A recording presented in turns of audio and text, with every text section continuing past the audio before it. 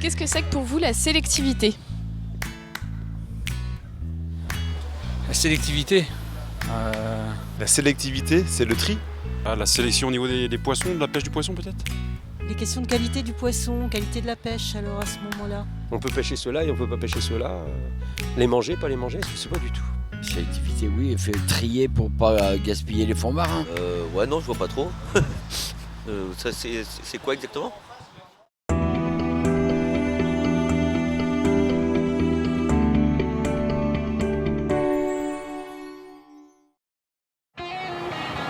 La sélectivité, c'est pouvoir choisir les espèces ou la taille des poissons pêchés. Et c'est aussi éviter la capture des poissons que les pêcheurs veulent laisser dans l'eau, en particulier les jeunes poissons. Avant tout, la sélectivité est un élément essentiel de la préservation de la ressource.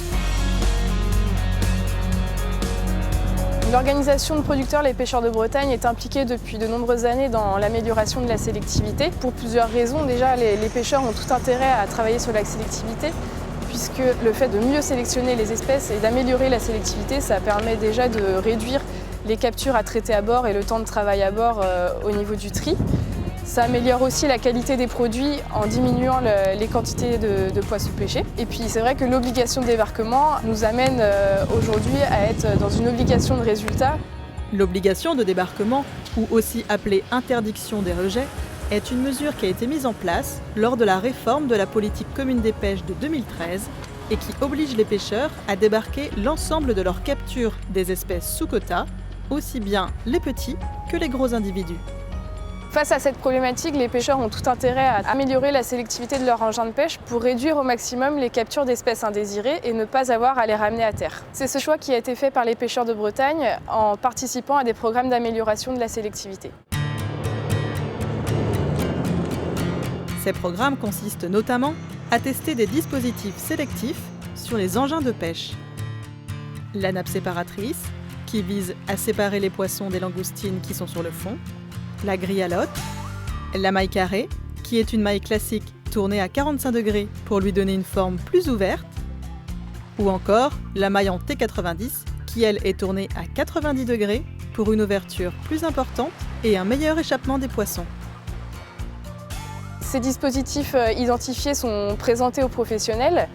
Ils sont ensuite testés et mis au point dans des bassins d'essai à l'Ifremer.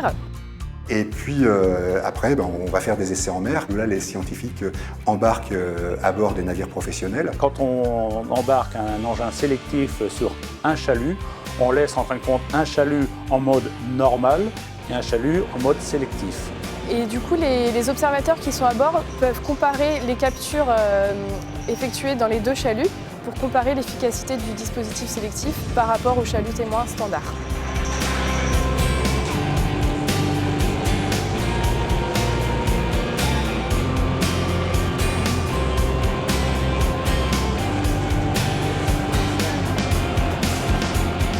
Après plusieurs mois d'essais en mer, plusieurs campagnes de pêche avec différents engins sélectifs, les résultats sont surtout très encourageants. Si on parle de la mer Celtique, il y a une évidence de l'intérêt du T90, où là vraiment on a une diminution très importante des rejets. Et je pense qu'on peut encore améliorer, mais après ça sera à chaque professionnel d'essayer des choses.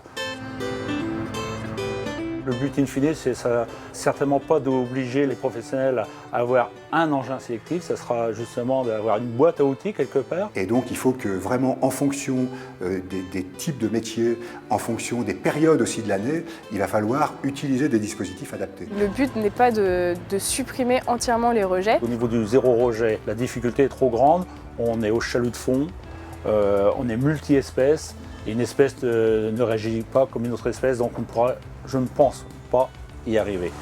Par contre, le but, c'est vraiment de diminuer fortement ces rejets.